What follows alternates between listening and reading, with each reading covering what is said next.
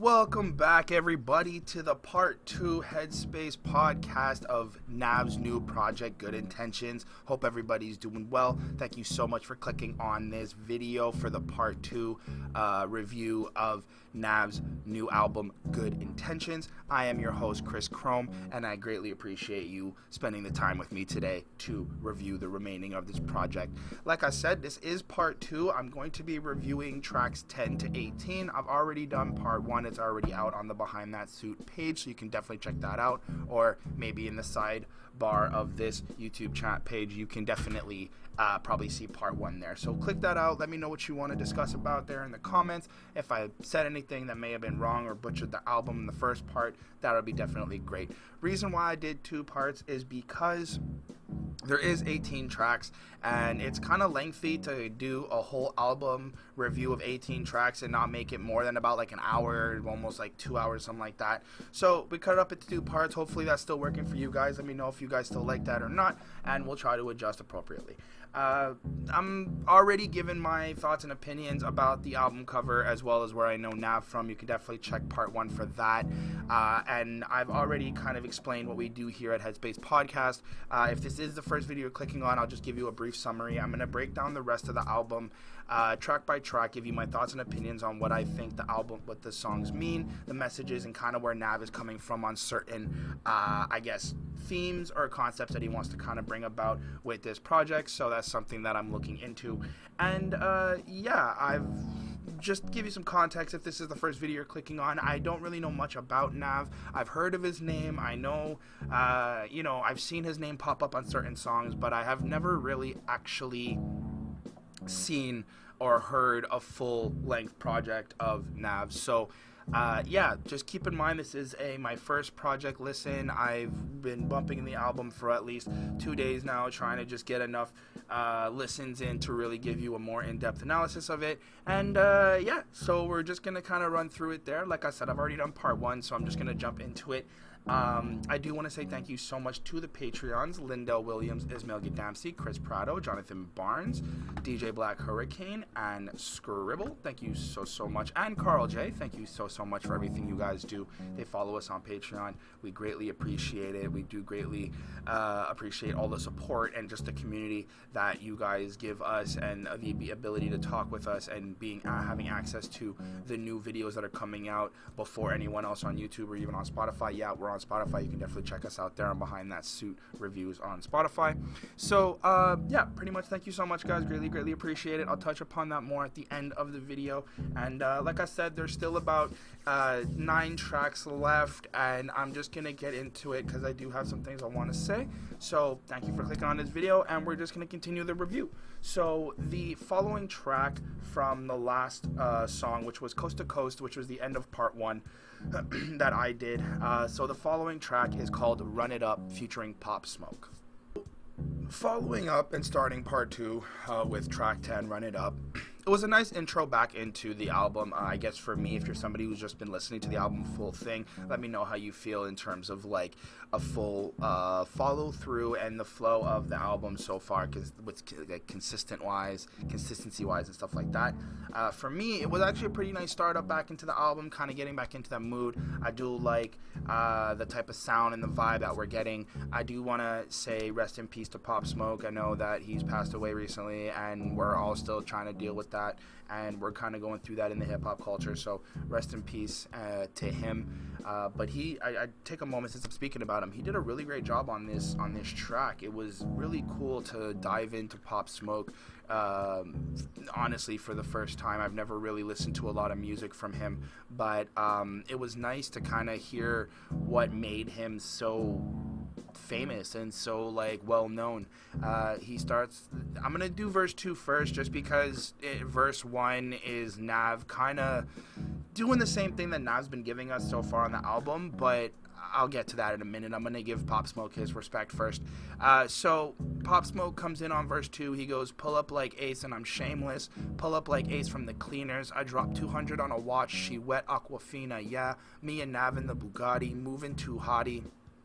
Cause we came from the bottom, now we solving all our problems. Crib got 5 stories, yeah, I live like a king. So the lyrically, I'm not going to say much about Pop Smoke because again, I don't know anything about him to really justify anything I have to say in terms of just like a first real verse that I've gotten from him, or ever heard from him to be more accurate. But lyrically, it follows suit with what we've been getting from the album. It kind of shows where he kind of comes from. He did come from the bottom, and now he's making the money. He was making the money, and you know he's showing that he's determined to succeed and all that stuff. But I like more the way that there is this kind of restraint in Pop Smoke's voice that really shows this like type of cadence and tempo from a lot of other artists that just feels so bleak, disconnected, but also very honest. Like when you listen to him rap or speak, the way that he just kind of pronounces a lot of the words and just presents his verses, they seem very like just emotionally driven, which I thought was really cool to connect with. I did really appreciate that. The more like just that talent aspect of what he's able to do. Again, lyrically, on this track for this album, it fits. I'm so expensive, I've been spending, I'm young and reckless, I've been having, yeah. If we all getting money, homie, why you hating? If you ain't talking money, change the conversations. Homie, know my name, ain't no false claiming. When I walk in the spot, homies know who we are. I know I ain't twirling, we shooting them stars. So like again, the lyrically it seems a little bit kind of weak, but I don't want to take away from the legend, like the iconicness and the legendariness that comes with Pop Smoke. I do know that he was pushing a wave in the culture and he was really doing something for hip hop. So I give him absolute credit and absolute respect. I was really blown away by just the presentation of this project, of this track, at least this verse. And you know what? I'm gonna go and try to check out some other tracks from Pop Smoke and really give him that credit. Something that I should have done before. You know, he passed away again. Rest in peace, Pop Smoke. To the culture, we love you. Pretty much just speaking out for hip hop culture. It's really much just that. But yeah, no, I wanted to just start off with Pop Smoke's verse first because of the fact that, you know, there's just more weight to it, and just with everything that happened with his passing. The overall song itself is just a slower down type of softer track about making money and really just kind of being driven to succeed. Nav does a good job on the chorus. Got more ice than a skating rink, think I need a mink, gotta bundle up. Take my chain, watch the news next week, you gotta see dead bodies turning up. Popping this molly got me grinding at night, got some porcelain teeth, I done fucked them up. Like, it's kind of the same stuff that we've been getting, but the way that he's presenting it is really, really cool. What I like about Nav on a lot of these songs is just his ability to change the flow, and I know that I kind of went on a rant in part 1. If you want to check that out, go check it out. I know I went on a rant about how he said in one of the songs, I think it was Coast to Coast, where he says like lame ass rappers recycling flows and he doesn't have time to waste. And I kind of went on this rant where I was like, bro, you're basically recycling flows. Like a lot of the stuff you do is something that I've heard from other people too as well. It's not like you're anything unique, but I do like the way that he uses different sounds and the vocal tones that he uses, and the way that he can kind of shift his voice and go from sing-songy and hold certain notes. That is really, really cool.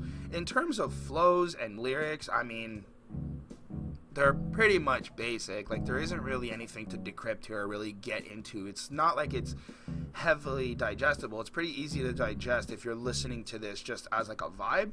But in terms of like, and you know what, I'll get to that a little bit later. But in terms of digestible, I do have a point to say about that. But I'll get that to when the track shows up. I apologize if it's giving you a delay, but just check the rest of the video and you'll see I do have a good point for that. And then, you know, so he comes in with first one, Nav, and he says, say you want smoke, we'll turn you to a pack. Got a hood, take a hood girl, and I turn her to a brat. Rap game fake, it's hard to adapt. Everything they talk about is cap, cap, cap. Texting my phone, I don't never write back. I've been losing sleep, I'm just counting up cash. But to be fair, like, it kind of sounds like, okay, so just that part of my point part of one of my many points I've said on this project is rap game fake, it's hard to adapt. Everything they talk about is cap, cap, cap.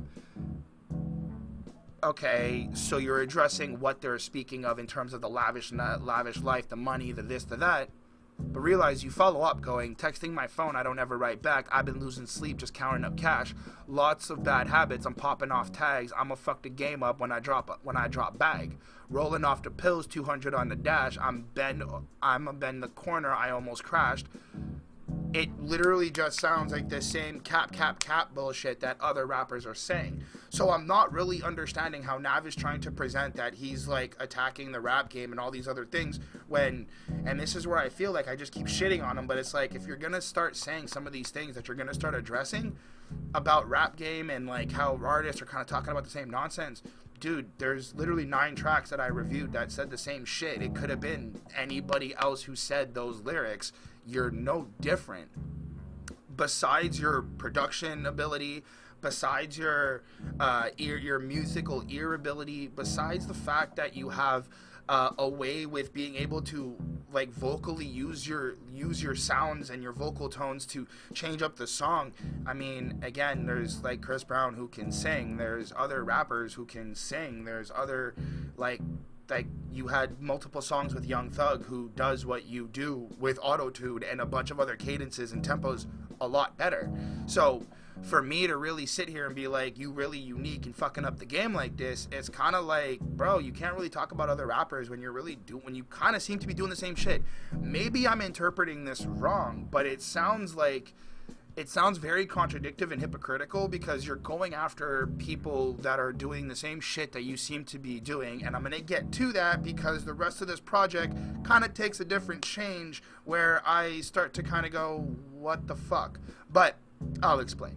So, needless to say, the verse kind of feels really, really like just similar to what we've been getting. Got pulled over, had peas in the trunk. Frost said he'd take the charge, but they gave us a pass. Okay, cool. So you got passed with the cops when you got like caught with drugs in your car.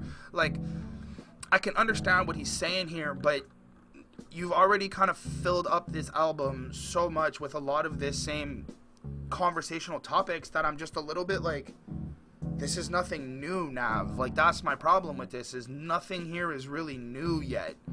But I still gave this song a 4 on 5. I thought it was very cool. I thought that, you know, again, when you're listening to this sonically, it sounds really great because the production and just the mixing of the vocals and the mesh up of the way that the chimes come in and the beat loops and just the different types of like vibes that gives off when you're listening to these beats and you're kind of like transported to different like locations just because the sounds really trigger different type of like emotional feelings in like your body. That at least how I interpreted it.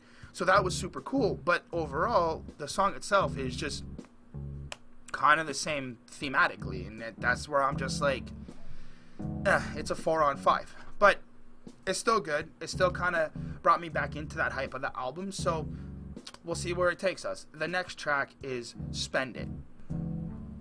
So this song is like kind of, again, the part of the reason and the definition of why I'm feeling like this is kind of dragging on and really just repetitiveness. Because besides the fact that this song has a better sound quality, the instrumentals in this sounds more poppy, sounds more a little bit happy, it's got a different vibe to it. Lyrically, it's kind of the same shit. You're determined to make it, you're determined to prove to everybody that, you know, you're really going to be successful, which you've already kind of, like, for me, and like digesting this album and really consuming it, I'm like, you've already explained this 10 times, 11 times already. Like, I need something different. Granted, there's like 1 or 2 tracks on the first part that, in part 1 that I reviewed, that may have been about a girl, which I agree, it had a different type of tonality to it, but it didn't really feel like there was any love or any like real emotion. It was just, I'm gonna buy you a bunch of stuff and you're gonna love me, and then this. And then of course I get to the song where he feels a little bit like she hurt him, and then I lost my mind because I'm like, well, dude, you basically just told us you're fucking a bunch of women and like telling the listener that you're fucking their girlfriends and stuff.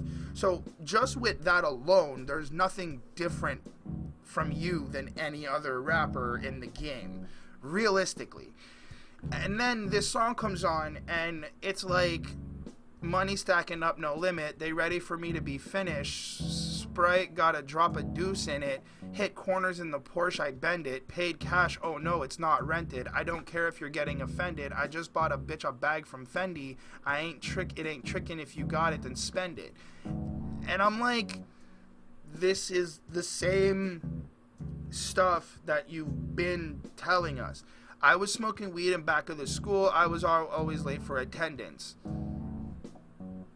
We know that, though. Like, maybe not the fact that your attendance, it's like you kind of just threw that in there, but we know that you weren't really good in school. We know that you didn't really care. You gave us some, like, you told us in the other tracks. So I feel like there's just a lot of repetitiveness to have, like, this vibe just keep going, and you're like, yeah, I can feel it. This is another track that I'm listening to. But when you really dissect it, I'm like, you just found multiple ways to say the same shit, and it's not even cool. Because my problem is there's, again, 18 tracks, and it makes me anticipate that you're going to be saying this for 18 tracks, and that's kind of lame. Like, just as an artist myself, and as somebody with, when you have a platform like this and stuff, it's like you're just kind of saying the same shit. You're not really giving much. I don't feel you're giving much to the culture. Now, I do like the line in the verse 1 when he says, I did a lot for my people, I made it cooler to be brown. Mad respect to the fact that he's Indian, mad respect to the fact that he's making it cool to be brown. I get that. But it's like, there's other people in history, and there's other people even today that make it cool to be brown, not just you, and not just because you're a rapper. So I don't really know where Nav is trying to really kind of get at with a lot of his PowerPoints that he's coming out on this project, because I'm just like, again, you're not the only brown person or Indian person who's done something to be famous or done something to be cool. Like, I could sit right here that Akash Singh, who's Indian, is a famous comedian. That makes him still at the same level of being it's cool to be brown because they're funny. Given that experience that you have with Akash, there's that other dude, the Patriot Act guy, who's also Indian and makes another comedy thing. So, like, I'm not sure if you're talking about cool in terms of like the hip hop culture. Maybe I could see that. I could kind of understand how that works. Fine, but the statement of I made it cool to be brown, did you though? Like, is it really you who is the definition of it's because of Nav that everybody thinks it's cool to be brown? Or is it just because of Nav that it's cool to be brown in hip-hop? That's something that I'm a little bit confused, because a lot of this braggadociousness is not really creditable to what I understand. You can most likely look through Google and historically find a lot of Indian people or brown people who have done really great things to bring up their culture and to make them have a representation that they are great. Not just you. Now, it is what it is. I don't really hate it. I don't hate it as much. It's just a lot of these things that are being said on this project kind of not be very, to my opinion, very creditable. And in my opinion, when you have Young Thug on the next verse, okay, Young Thug says, yeah, $1,200 US, not no Remy. Yeah, I put her head in the pillow, then fuck out her busy. Yeah, mink on the floor, but my bitch know I'm Godzilla. Whoa, yeah, she tasted like chocolate, but it's vanilla. Whoa, I told the bitch not to peep out the closet. My bitch a gorilla. Yeah, Young Thug is sleeping with somebody and his wife doesn't know or whatever. Okay, cool. I don't care about the lyrics, but the end result is Young Thug's verse was presented way more better than Nav's verse, where I start to go, can you really say that people stole your sound? I'm pretty sure Young Thug was around before you. I'm not sure. I'm not going to look it up. I don't care as much. It's just, if you were that unique, you wouldn't be that, like, you wouldn't be as big as you are now. You'd be a little bit bigger and more popping because, hey, I didn't even know who you were until I really sat down with your album, and I don't really hear your name as much. Now, granted, you did tell us that you don't take credit for a lot of the things, but if you choose not to take credit for a lot of the things, you can't really turn around and claim that you are the one who made it cool to be brown, or you're the one who changed certain styles when we don't even know that. We're not really sure because you don't take credit for a lot of the things. So a lot of this shit just sounds really contradictory to himself, and really just like, how are you really trying to make a movement or planning on what it sounds like to be the best when you're not? It doesn't sound like you're taking proper moves. Now, if you're really just being a producer, I could understand that, but I'm also just like, dude, as a consumer, this isn't really some shit that seems to be a little bit relatable, or even something that I can believe a little bit, and that's just maybe my interpretation. I'm not shitting on Nav, let's get that right. He's very talented and able to produce a lot of things that I myself, as a reviewer and as an artist, as I keep saying, am not able to do, and I can totally respect him for that. But as somebody who does give respect to the hip-hop culture and really is interested in learning about all this stuff and knowing different artists and really reviewing a lot of these projects, I could tell you he's no different than a lot of other artists that I've heard where, you know what, somebody like a Thundercat who makes a completely bizarre album, yeah, I'll give him his credit.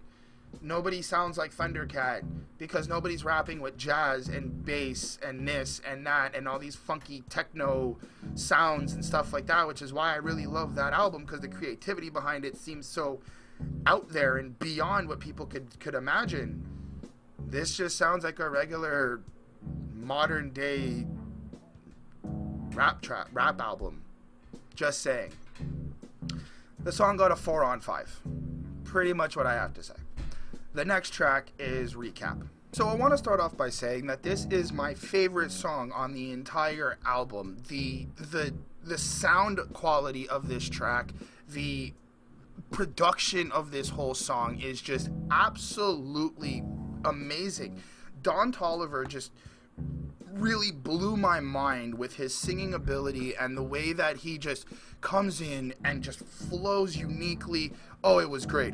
I'm like, damn, little shawty, you stylish. Too geeked up on the island. Cartier frames you valid. I can tell where your mind at. Yeah, baby might start a fire long as I get to burn with you. Let me be your supplier long as I get to burn with you. Now, you can't really enjoy the same way that I did unless you listen to this track, but like the way he sings it and the way he connects the lyrics are just so great, so smooth, and the production of this was just so brilliant as well. I really love this song. I thought it was really great. And Nav, whoa, dude, completely blew me out of the water, completely different than what we've been getting. This literally showed me a side of Nav that really was about love and really just like he's appreciating this woman that he just kind of started connecting with. It was great. Just to finish off the Don Toliver chorus, took enough time to get your stripes, I seen you fall back, took a little time to hold yourself, avoided contact. You got a line to think that I would never. You add a line to think that I would never come back. Remember that time you gave me that head? I need a recap. Now, it does seem that there is like this sexual craving for this, but I think that the head is more just this like connection of intimacy that they are trying to deal with this person. So that was really brilliant. Nav comes in super nicely. Had me a soul snatcher, had a mouth like a water slide. Pull up on me, baby girl, I need a reminder. Every time you fuck with me, yeah, you know it's gonna be a vibe. Got a pint coming through and I'm not going outside. I'm on that dirty road. Used to hit the block, what's hot, but I can't no more. Fucking with a brown boy like me, gotta stay on your toes. Made some bags on quarantine, I ain't gotta do no shows. Why you checking up on me? We both know I'm doing fine. Like, but the way that he's presenting this is so like, soft and smooth, and he's just kind of questioning this girl, like, yo, what's up, are you okay, like, why are you checking up on me, like, I know we're good, I'm doing my own thing, like, alright, we're in quarantine. It was so great. This song just really was like a nice refresher, and like, whoa, this was so amazing. It's really short. It's really, really, really, really short. There's only one verse, but just the whole song itself was really just great, and it's like this nice appreciation for this woman, and just the way that Nav really took that time to appreciate this person on this track was really, really cool, and it was just super different from a lot of the misogynistic bullshit we got from the first part that I reviewed, and I really did appreciate it. I was actually like, whoa, dude, I was like completely blown away. I was just like, this is what I've been waiting for.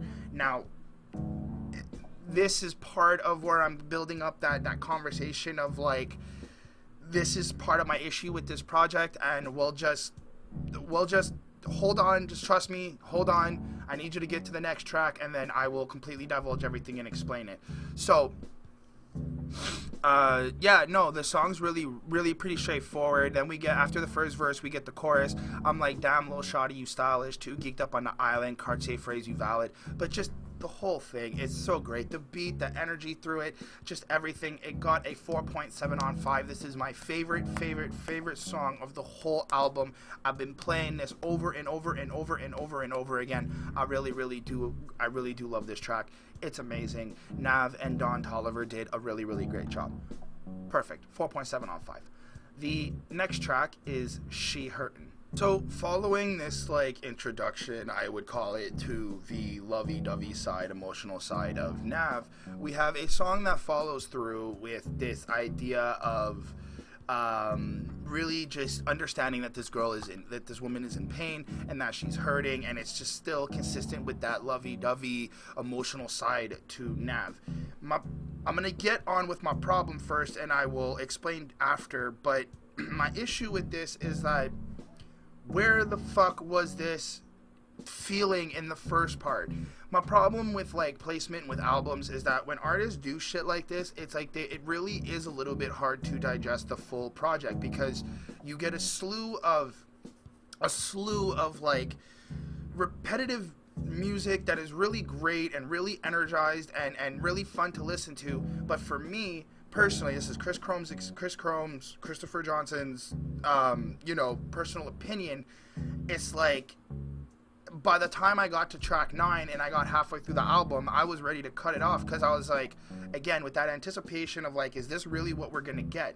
Now I'm at track 13, and it's like, the two last tracks, track 13 and track 12, have been completely different than a lot of what we've gotten. Even the song on part 1, what I did, where he's like addressing that he's like infatuated with this woman and stuff like that, that song still felt materialistic. It felt like he was just kind of using her and really just for his own pleasure, which I understand. He's expressing how he kind of moves and how he's dealing with certain experiences in life, but just, I feel like we need a breakup between, and by breakup I mean like just in the tracks, in the way that the album flows. Like, why did I have to wait 13 tracks to start getting an actual feeling from Nav that wasn't so quote unquote felt fake? Like, just super, we're rich, we're this, we're that. Like, I know you're rich, I know you're making money, you told me that on the first 3 tracks. Why not give me 3 tracks of like super, this is what we do, this is who I am, and then kind of give me something refreshing, different, to show me that different type of style. Granted, his talents in flowing and rhyming capability is really great. He really does show that he can do different things, but it's like, track 13, track 12 is my favorite song on the album. I shouldn't have to get to track 12 and be like, this is the banger of the album, in my opinion. It's like, there should be some sort of like, I would say not commonality, but some sort of like equality in the album, where it's like I can listen to some songs, get a refresher, kind of come back, and the vibe is very consistent, but also a little bit more alive, instead of just kind of dragging on so long and then dying down, rebuilding itself, and now I'm in a different mode when I just came out of some party. It's like, if you were gonna give me different things, at least show me in the beginning, captivate my my interest with the different type of topics you want to bring and then get more into detail later. Maybe that's not the type of album he was making. Maybe that's not what he wanted to do, which I completely understand. But it's like, I don't know, that's just what irritated me about this project, is that it took so long for me to get to another side of Nav that by the time I got here, I was just like, okay, these songs are great, but I'm just no longer wanting to listen to this project now because it just felt so long. My opinion. Anyway, that's really just my issue with like the placing of the album and just how the flow of it kind of does get a little choppy for me in terms of like how he just switched it up with no like interlude or thing. It's just like a sudden switch up in terms of just like the vibe of the project. But this song is still great. It still carries that same type of emotional feel and really just like being there and supportive for this woman. I know you got, Nav comes in on the first verse, I know you got some insecurities. Your last man left you scared. I wouldn't change a thing about you, girl. I like you just the way you are. Got more gotta move precise. Do you got what it takes to be with a star? Tried to make her take a Range Rover. She said she'd rather have a regular car. Took you from a small town out to LA. Now everything feel bizarre. At the wrong time, at the right place. Hear the camera go flash. Then you go know who you are. So I like how he's like kind of showing how he can like change this woman's life. How he's able to like give them a better life or like really give them everything that they wanted. So it was really cool. It still sounds materialistic. It still sounds like he's bragging about being the best and that he can really show them the other side of the world, which I guess is super cool, and like the good intentions aspect, wanting to like take away her pain. But like in verse 2, this is where I start to get a little bit like, it still feels a little bit cliche. Got a lot on my plate, girl. I don't got time for games. I know I look like a heartbreaker with these fast cars and these chains. Lately, I've been heartless. I got XO running through my veins. But we got a lot in common. Almost everything that we do is the same. I can bring the drugs, baby. Bring your pain. Take a game changer. Everything gonna change. 5 a.m. We still up driving, sipping drink. This is where I'm kind of like, I don't agree with any of this. Like, I understand in terms of the past and talking about the past, but this kind of sounds like something current. I don't know if this is like really cool, but I do understand this like relationship that he's trying to build up and like this intimate bond that he's got with this person. So that was super cool for me. Overall, the song kind of follows suit, and it really does give you this aspect that Nav does have another side to him, which I did really appreciate, and I thought that was really dope. And what we're getting so far is something that I'm really proud about, because it's new, it's refreshing, it doesn't sound the same from the rest of the project, and that's really just what I really appreciate about this so far. Yeah, I gave this song a 4.3 on 5. The next track is Overdose. This song is kind of cool, the way that Nav is breaking down his experience with like trying to overdose, or at least this thought of wanting to overdose because he's dealing with pain. Again, we are dealing with more of this personal side of Nav and how he reflects on his mental health, so that's pretty interesting, and I'm really loving a lot of the rawness that we're getting from Nav. Again, I think that some of this should have been on part 1 to give you a little bit of an insight of the whole entirety of the project, of what we're going to be getting, to keep you captivated. But it's still here, it's still nice, it's still really great, and just the way he flows through, you can really hear Nav with this like pain in his voice that it's kind of hard for him to express a lot of what he was going through and dealing with it. Just the way he starts off the first verse, trying to cover pain by buying all these things. Lately, I've been feeling like something's missing. Lately, it's a problem every time the phone ring. Can't help everybody, gotta do my own thing. Wish that when I die could change my batteries. Can't believe I thought about a salary. Love my fans, they get everything out of me. But when I get depressed, no one can help me.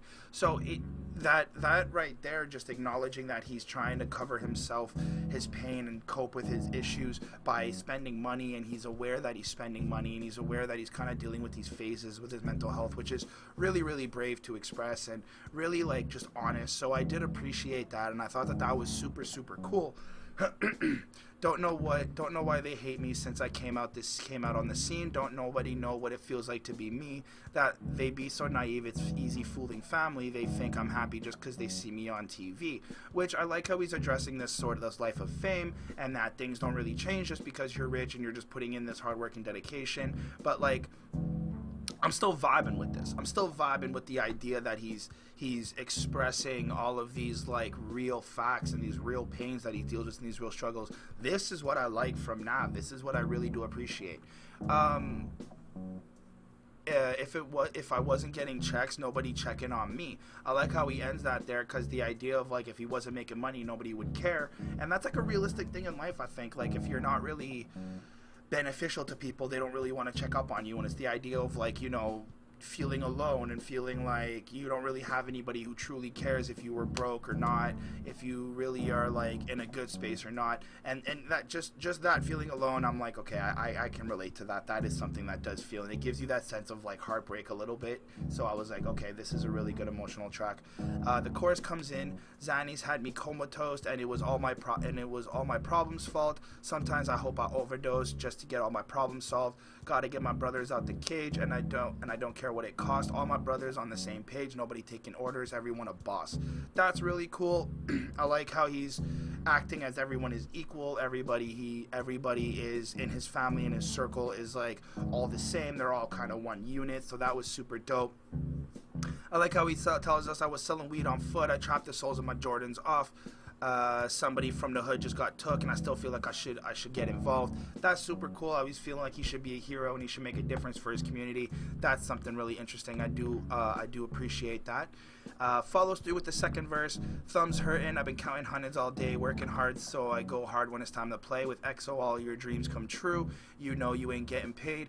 Abel went and got a different car every day. So he's addressing that he used to work with The Weeknd, and that he kind of, I guess he started off working with Weeknd. That's how he started getting popping, which is pretty cool. But I like how just more this song kind of really addresses a lot of his struggle and pain from where he was to where he is now, also still dealing with his mental health. And that was actually really something super, super interesting to hear from Nav. So I did appreciate that. And then the chorus comes in and kind of follows suit, really tying this song together. Not really much. It's kind of the same shit. Not to hate. It's like, you know, my jeweler told me that he want like 30 for the chain. Told him send me the invoice. I ain't sweating over petty change. Happiness gonna come and go. It's balanced with the pain. People know I'm smart. They always trying to pick my brain. It's like, these are bars that are really kind of that are solid, but at the same time, it's still the same type of bars and the same type of ideas that we've been getting from the rest of the track. So it is from the rest of the album. So it is very consistent. I do appreciate that. I gave this song a 4.2 on 5. The next track is called Did You Wrong. Following up the last track, we've got Did You Wrong, which is very interesting. We get 2 tracks about this like relationship and this love relationship that's happening with him and kind of how he's dealing with emotions. And then we get this song about his mental health and how he kind of deals with like, you know, being famous and coping with a lot of his issues in his brain. And now we're back to being Did You Wrong. Now, I guess in a way it kind of follows up with like, because he's indecisive and because he's not really able to make proper decisions, that like, you know, he's affecting this relationship and he's really hurting this woman, which he acknowledges. And I like that about him. I like that he's self-aware and that he's still trying to grow and be mature about what he's dealing with, which was really interesting. This beat was produced by Mustard and Guilt Trip, so that was something that I really enjoyed. The beat production on this is actually pretty cool. It's pretty different. It's got a nice tone to it. It's got this vibe of like, okay, we're in a mode of like reminiscing and sincerity and apologeticness, but also like hype and boppy. So that was interesting. Nav comes in on the chorus. I'm sorry that I did you wrong. I'm indecisive. I don't know what I want. It's really hard to make it out where I'm from. Still can't believe that I went number 1. Now I got too many options. I can't pick what I want to do. Every flavor girl calling, but the only one I want is you. That's cool. I like how he's really now kind of admitting that he is indecisive, but he knows what he feels and he knows that he wants to be with this woman. So that's really like following your heart, and that was something that was super cool. Verse 1, do whatever for a smile on your face. Presidential rollie, keep you up to date. Brought you everything you want, what you need. Drive a V12, you don't even speed. I confuse you, you don't know what to believe. When I explain myself, I'm lying through my teeth. Girl, I need one more chance. Got a lot of bitches around me I can't stand. Men made my schedule flexible, I'll change my plans. So he really does acknowledge that he's kind of like dealing with these two different lives, these two different type of things that he's having issues with, and he's just he's just unapologetically being so honest and apologizing to this woman for how he may have treated her, which I did really, really appreciate from Nav, and I thought that was really, really, really interesting and super cool.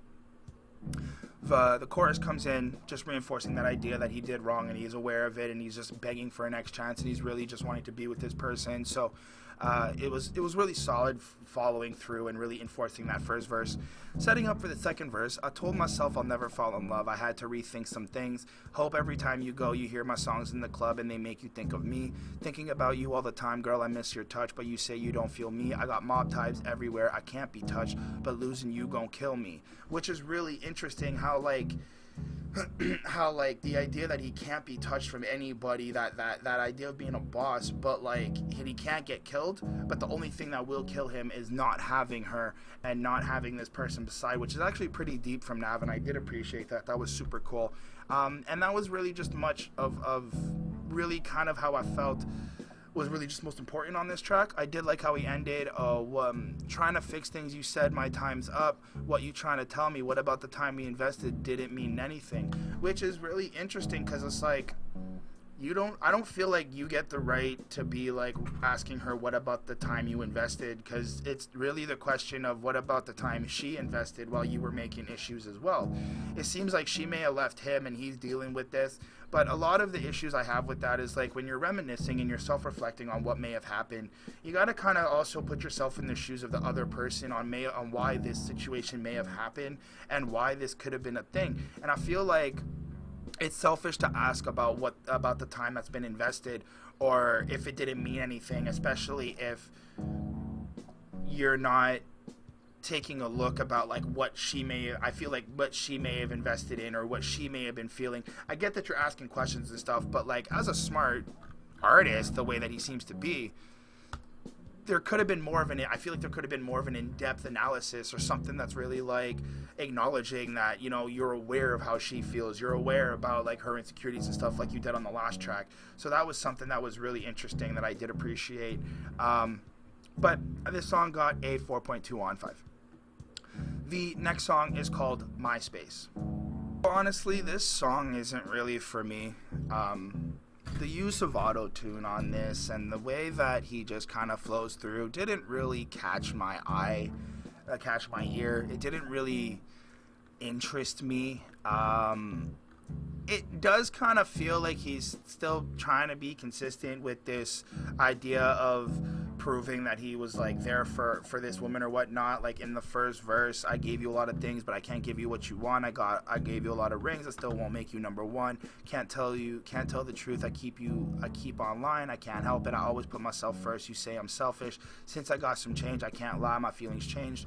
Here's my issue though, is that this kind of just sounds like another track where he's still self-reflecting, and you've been kind of self-reflecting for the last couple of tracks, which is not bad. It's kind of what I've been asking for, but again, this is now where I'm sitting here like I'm kind of bored because now it's a little bit repetitive on this the flow of where we're going. It's like you have enough tracks here that you could have mixed up the track list and kind of given a nice vibe of an up and down, giving you this roller coaster ride of different types of emotions to really think about and build this like story in a way. Maybe I'm asking for too much. That's just my opinion, of course.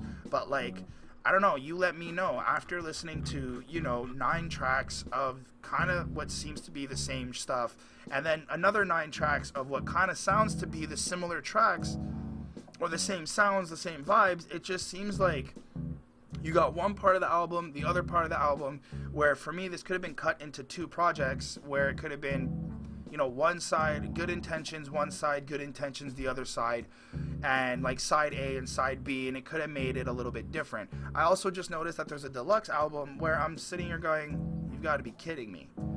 what deluxe album and what more songs are you going to put on this project to make about 20 to 30 tracks to say what? Like, this is where I'm not understanding a lot of, like, the marketing or the rollouts or the just the placement of how these releases are being made. That's just could have been my ignorance to understanding how the industry or how the music game is being played right now. But I don't have much to say about this track, because besides that, he is expressing that he needs his space and he kind of needs to be alone at certain times.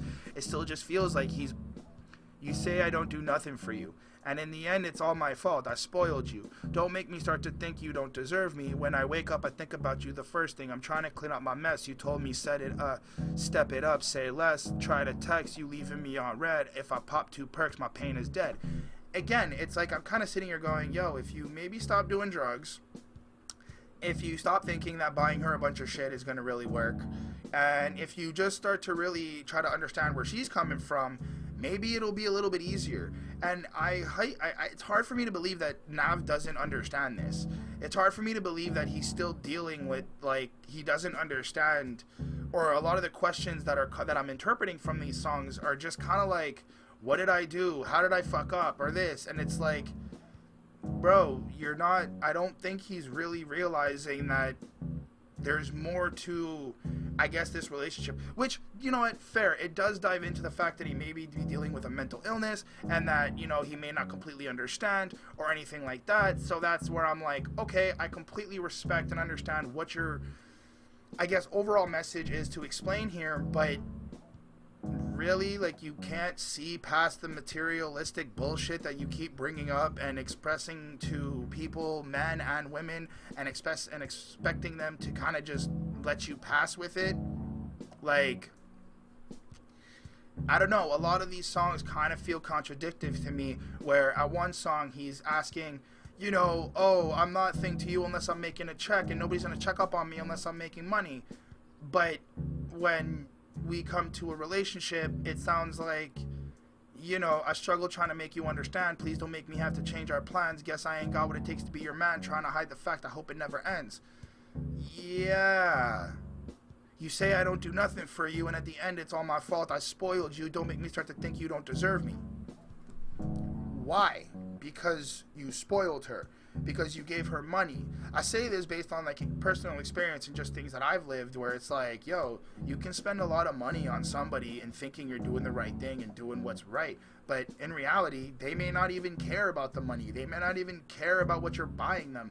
They want your time, your effort, your listening, your understanding. And it's still really difficult for me to believe that Nav doesn't understand this. I don't know, this song just kind of left me a little bit like, really, dude? Like, I get you want your space and you're expressing to the listeners and to the people, like, this is kind of how you deal with yourself, so I do get that. I'm somebody who also really likes my space as well, so sometimes I have to tell my girlfriend, or whatever, girlfriend, wife, whatever I fucking decide to call her that day. I tell my woman, you know, I need some space. She understands, but it's like, just, I don't know, I feel like the way you're expressing this is kind of like you're playing victim to something that you're dealing with, and not really understanding that other people have to kind of deal with your shit too, especially when they engage in certain relationships with you, or certain relationships with you. I don't know, maybe I'm interpreting this song really wrong, but when you start off with, I give you a lot of things, but I can't give you what you want. I got you a lot of rings. I still won't make you number one. Yeah, dude, the fact that you know you're not going to make her number one is pretty much the reason why she may not want to be with you. Like, you may have your dreams and your goals, but if you're trying to deal with a woman, or you're trying to deal with a person or a human, that person who's going to be there for you the entire time has to kind of be your number one, or at least prioritized in some sort of way that doesn't just feel like you're buying her off, or, like, quote unquote shutting her up with materialistic shit. My opinion. 4 on 5. The next song is called No Ice. This song is actually pretty cool. It does kind of give you that revitalizing feel of kind of what they used to do back in the day, how they feel, and kind of like what they did in terms of the struggle. Nav comes in with the chorus, riding around your block, we sliding late at night, see a 5-pack, we taking at least 4 lives. Yeah, ain't talking about exhaust when I say we got 4 pipes. My city feel like Chirac, gotta keep my pull tight. Yeah, got Perco, the color middle of a Klondike. Perco is a slang for cocaine. And God knows I'm riding with my bros if he wrong or right. When I go back to the block I grew up and I roll dice, I don't care, no hierarchy, pull up with no ice. Like, I don't really know what the entirety of this whole song actually really is. I mean, we can run through the verse and I'm still kind of confused. Verse 1, I won't rob anybody, I believe in karma, but if it's off with his head, if he tries to harm us. And I'm a handyman, nails inside my hammer, kick like Jackie Chan, but it ain't on camera. Schools, they kicked us out instead of trying to understand us. I pull up to class, no book bag and no pencil, made my bro 100K cash, everything I do is stand up. If I ain't do it, then nobody would. I had to man up. So like, here's my issue, right? Like, I understand like the idea of schools and the educational system, and like the government's not really understanding people who maybe be living in these environments or having to grow up with these mental illnesses and stuff like that. But my issue is, I don't feel it's right to be blaming, educational systems and stuff like that, when, even though I've said on the podcast before and on many different reviews that I believe the educational system is sort of broken just because they don't really teach you a lot about life and kind of how the world really works. They teach you the basics and fundamentals of just math, history stuff, and learning, and then you have to go find out the rest on your own, which I agree that self-knowledge and self-discovery is the best thing in the world. It helps people grow and mature and learn about themselves as well as learning, but it's not the school's responsibility to make it a priority to understand what's happening in your community that makes you not. The school could be definitely involved in the community and in the society. I absolutely agree with that. But the school's main priority is to educate the kids and to educate people on how to grow and mature in life. Schools, they kicked us out instead of trying to understand us. I pull up to class, no book bag and no pencil, made my bro 100K cash, everything I do is stand up. If I ain't do it, then nobody would. I had to man up. My brother hit a lick for 30 bricks, coke price went up. My issue though with this is, I understand maybe you showed up to school because you had no money or you were poor, so I get that. But like, schools could provide you with pencils. Schools could do certain things that could provide you to get the proper thing. If you were going to school, clearly your parents had money to send you to school. Schooling is not actually free. There is like school fees and shit you have to pay for the school to run. So essentially, there is, this idea where I'm not really understanding why he's blaming schools that they kicked them out for not trying to understand. They do have guidance counselors. They do have programs. Now, again, I'm probably talking out of my ass because this is what I experienced in my school, and I live in Canada, and it's a completely different fucking world.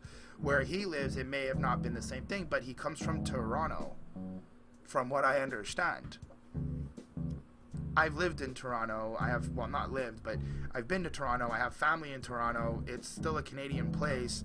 I understand that, Toronto has like a concrete jungle and a bunch of shit, but you're about to tell me that schools are still obligated to actually pay more of attention and give more of an exception to kids who they may not be able to understand? That's not really fair. Like, I understand, and I might be going on a tangent, absolutely, but it's just certain things that I've picked apart from this album. I'm kind of just like, where do you think, like, who are you really blaming for a lot of these issues? You could have blamed the government. You could have blamed the educational system for maybe not teaching you about certain shit. But to blame the educational system for kicking you out when, and essentially, I'm sure they probably tried to discipline you and teach you proper things and do all the certain things that maybe your parents were also trying to do as well. I feel like even if you have a mental illness and stuff like that, that's not the school's complete obligation to really take care of that if they don't understand you. What exactly is that they don't understand? Because clearly if this is a school in your community, they understand how crazy the community would be. They're part of it. They would understand the environment that they come with. These people live in that community as well. So to be fair, I'm not sure what it is they don't understand, which part of my problem with Nav is you say a lot of shit, but nothing's actually really backed up, because then you follow up with, made my bro 100K cash, everything I do is stand up, and it's like, all right, so you tell us that you're kicked out of school because of XYZ. There's no real reason to why, or understanding, or credibility, or validation of what we're supposed to try to understand about you people when I look at it. And I don't mean you people, I just mean when I really look at it, I kind of just go, your environment and your atmosphere, like I said, is part of the school, and the school is in the environment, so they're well aware of how kids around there and how, like, you know, the society is. What are they supposed to try to understand when they already know that the environment they live in, or the environment and the school people that they teach, are coming from bad places already? Which just is a useless bar to me. I may be wrong, please correct me, but I don't actually understand a lot of what he says when he tries to be very smart or political, because it just kind of sounds like you're saying this shit to get likes and to be somewhat smart, but you then follow up with, gotta keep a wham bam right hand, man, tried to set him up, and the way they flex, used to cook to work, swear he had the magic touch. You know, you didn't have to do this life. I understand that maybe you had to, and my issue is if you were living in Chirac, if you were living in some of these places that were legitimately known to be this fucking bad, I get that. Toronto, I understand, drug dealing, this, that, the next thing, fine. But to really be like, I had no choice to do XYZ, deal with this, the government is giving out stimulus checks to everybody across Canada. If they're helping their community that way, it sounds more like a decision to make money, and to make a lot of money very quickly, more than being forced to make a lot of money very quickly. I don't know. Let me know if you think I'm wrong. But overall, this whole verse was kind of just really whack to me. Lil Durk does a great job, but Lil Durk, I know, kind of does this. Lil Durk does speak about the hood all the time, and really just how, you know, the environment is, and what it's like. I go to buy the spider repel, I feel like a tarantula. I go to Toronto, link with the killers because I can't bring no guns to Canada. Money and guns eat etc. Why they be thinking they ahead of us? You stunt and you flex and you add it up. Got robbed, but your homie had it set up. Don't stop at your boundaries. That's how homies die in the streets. These homies is hoes. These homies is hoes. That's how it sound to me. Look at you. Look up to. Look at you. Look up to. Look at who at your aunt. Look who you honor. But them homies clowns to me. It just, Lil Durk does the Lil Durk thing to me, where he just kind of goes, y'all are trash and I'm better. And I respect it, and it's great, but the only thing I really do appreciate about the Lil Durk track, is the Lil Durk verse, is that it takes more of an aspect of like a deeper dive into like the experience of living and what it really is on these streets and whatnot. Nav just kind of annoyed me. Pretty much it. 4.215. The last and final track of this whole project is Proud of Me. So, I guess after listening to a whole album of Nav, this isn't really a bad way to end the project. The song is filled with the similar type of stuff about making money and being successful. Chains jingling, got her wet like a pool, I'ma go ahead and drive in. always rolling. They be looking at me like a fool when I tell them that I'm driving. Grab myself a cup, pour a little batch in, stick it back, and watch the shit dissolve. More money, more problems, but I got a lot of problems that money could solve. Riding with a stick, gotta get an 85% tint went. And here's my issue. The song's called Proud of Me, and I'm not actually proud of you with this track because it's the same shit you've been telling us the entire project, where to wrap up the whole album, I could definitely see how this suits and fits the whole theme and narrative of the album, but it's just really weak. Like, this could have been different in terms of just being proud of being successful and just, like, the actual dedication and the work, but besides him saying in the post-chorus, you should just focus on yourself, I don't know why you're worried about me. Maybe because you make music for people to listen to and connect with so that we start to worry. Possibly because you want attention and you've been telling us that you want to be famous and that you want to be big and that you're going to be the best and yada yada yada. So technically when you are the best and you're all on these things and these platforms and making all this fucking money and being all a celebrity, we start to care. Then we worry. It's part of being famous. Oh my god. Speeding with no seatbelt so high I don't hear the beeps. That would probably be why we are worried, you fuck. I like to move on myself, so I gotta keep a stick on me. My comments be full of hate, I'm just trying to fulfill my dreams. The contradicting bullshit that he says is just absolutely stupid, and he tries to validate a lot of the nonsense that he's been doing, and I'm just like, bro, really, at this point, like, grow the fuck up. Like, it's pretty simple. We comment and we judge because you decide to make these projects and put them out for us to listen to, which enables us to hence judge and comment. Granted, we understand there's hate and this, and you can speak about that, and that's fine. But to make a track asking if we're proud of you, and then telling us not to worry about you, to follow up with that you're speeding stupidly high out of your mind, and that you're risking death because you have a mental issue, and that you're... Bro, like, you seriously sound like a fucking all over the place hot mess that knows absolutely nothing about what he wants, which I understand you're indecisive and you told us this, but just like how messy this fucking album is to me, really just seems like, bro, get your fucking priorities straight and really open your eyes after this project and look like, dude, this is probably why you are not as big as you think you are, and this is probably why people comment and stuff, because you make music that really just kind of sounds super basic and super just like any other fucking rapper could have made this. Literally all the other features on this project sound like you, sound like something you do, sound like music that you make. To know that you're part of The Weeknd's record label and everything, bro, you probably also sound like The Weeknd on certain tracks when you're singing as well. To kind of fully be like you're this, that, and the next thing is false. To also be like, I hope you're proud of me when you look up, and then tell us not to fucking worry about you, is just stupid, contradictive, and kind of like, what do you want?